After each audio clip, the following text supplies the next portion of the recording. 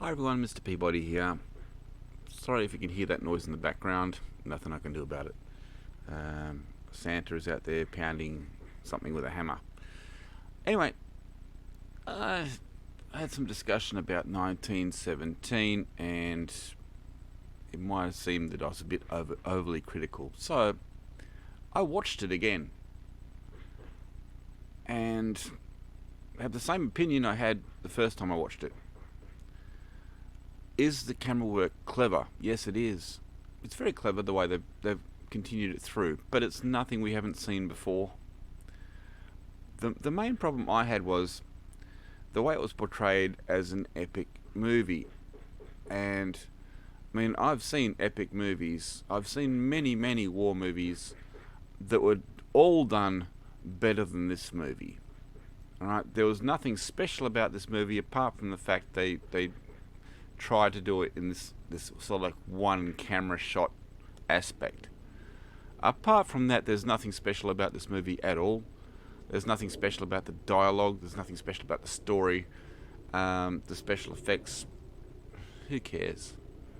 In fact, I'd say they probably used CGI in order to get some of those camera shots, because they would have had to. There's ways around it, but for example, when they cross the wire and the camera goes through with them, in order to do that in a practical effect, you'd have to have two lines through the wire, one for the camera, one for the actors, and they would have been on a diagonal, so that when you looked at the wire, it looked like it was barbed wire and it was all one stream.